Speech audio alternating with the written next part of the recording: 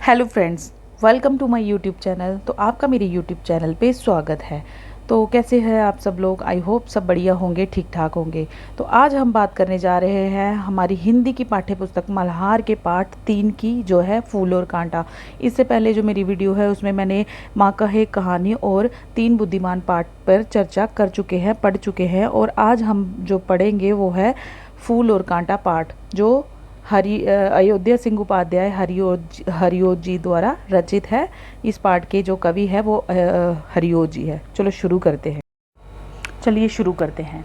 है जन्म लेते जगह में एक ही पौधा उन्हें है पालता, रात पे उन पर चमकता चांद भी एक सी ही चांदनी है डालता।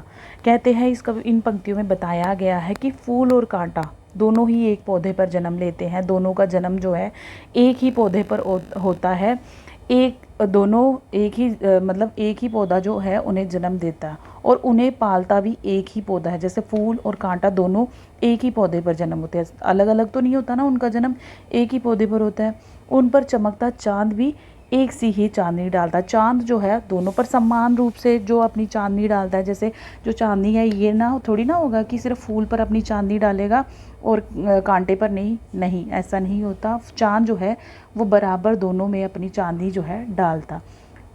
मेह उन पर है बरसता एक सी उन पर हवाएं हैं चली। मतलब दोनों फूल और कांटे दोनों पर ही समान रूप से जो है बादल बरसता है और दोनों पर समान रूप से हवाएं चलती है। पर सदा ही ये दिखाता है हमें ढंग उनके होते एक से नहीं।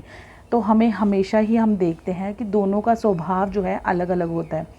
दोनों एक ही पौधे पर जन्म लेते हैं, दोनों का पालन पोषण एक जैसा होता है, लेकिन दोनों के ढंग और स्वभाव दोनों के अलग अलग होते हैं। ठीक है। फूल जो है कोमलता का प्रतीक है और जो कांटा जो है वो कठोरता का प्रतीक है। छेद कर कांटा किसी की उंगलियां, फाड़ देता है किसी का वरवसन। कहता है कि कांटे का स्वभाव कैसा है, वो किसी के कपड़ों को फाड़ देता है, उंगलियों को छेद देता है। वहीं दूसरी ओर प्यार डूबी तितलियों का पर कतर, बोर का है बेद देता शामदन। कहते हैं कि कांटा जो है वो तितलियों के पर भी कतर देता है। जब तितलियां जो है कांटे पर आके बैठती है तो कांटा जो है उनके पर कतर देता है। ठीक है। तो बोर को भी उसका बोर जो होता है, भंवरा जो होता है, उसके भी शरीर को बेद देता है, चीर देता है। फूल लेकर तितलियों को गोद में, बोर को अपना अनूठा रस पिलाता है।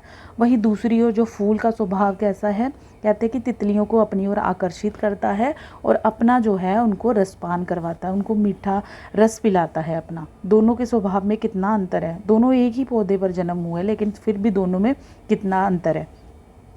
निज सुगंधों और निराले रंग से है सदा देता कली जी खिला। कहते हैं कि अपनी सुगंध से फूल जो है हमारे मन को कितना प्रसन्न करता है, खुशी देता है। अपने फूल जो है अपने रंग से, अपनी सुगंध से अपनी ओर आकर्षित कर देता है। खटकता एक सबकी आंख में, दूसरा है सोहता सुरशीश पर। कहते हैं कि कांटा जो है सबको खटकता है, कांटा किसी को भी पसंद नहीं। वही दूसरी और उसी पौधे पर जन्म लिए हुए फूल को जो है सब बड़े प्यार से तोड़ते हैं, उसको सर पे सजाते हैं। भगवान के फूलों पर, भगवान के शीश पर चढ़ाया जाता है, उसको फूलों की माला पहनाई जाती है।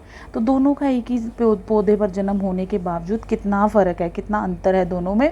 एक जो है कठोरता का प्रतीक है, सबको कपड़े फाड़ देता है, दूसरों की आंखों में खटकता है। और वहीं दूसरी ओर फूल जो है सबको सुशोभित करता है और सबको अपनी ओर आकर्षित करता है। किस तरह कुल की बड़ाई काम दे जो किसी में हो बड़प्पन की कसर। कहते हैं कि वैसे ही उन्होंने अंत की पंक्तियों में बताया है कि ऐसे मतलब अगर हमारा जन्म एक अच्छे कुल में हुआ है लेकिन हमारे जो कर्म है वो बिल्कुल तुच्छ है, नीच है, हमारे कर्म अच्छे नहीं है, तो फिर ऐसे ऊंचे कुल में जन्म लेने का क्या फ़ायदा। ठीक है। जैसे बड़प्पन मतलब कि जैसे हम बड़े कुल में जन्म ले लिया और उसका स्वभाव कैसा है, किसी से प्रेम नहीं करता, किसी से उदार व्यक्ति नहीं है, किसी को देखकर पसंद नहीं करता, तो वो ऐसे बड़प्पन का क्या फ़ायदा। बड़प्पन वही है कि जब हम सबको प्रेम करें, सबको साथ अच्छा बर्ताव करें, यही होता है बड़प्पन। तो अंत की पंक्तियों में यही बताया गया है।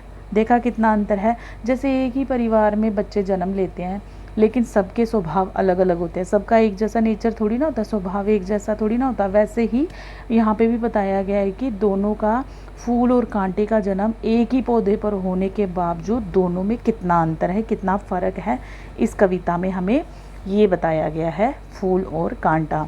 ठीक है, अगर आपको ये वीडियो अच्छी लगे तो प्लीज़ मेरे चैनल को सब्सक्राइब कर देना, ताकि मैं और अच्छी अच्छी वीडियो आपके लिए बना सकूं। आपके लिए जो आपकी NCERT की नई पुस्तक है मल्हार, उसके जो पार्ट है उससे संबंधित वीडियो बनाती रहूं। प्लीज़ अगर आपको पसंद आए तो चैनल को सब्सक्राइब कर देना और मेरी वीडियो को लाइक और शेयर कर देना। Thank you.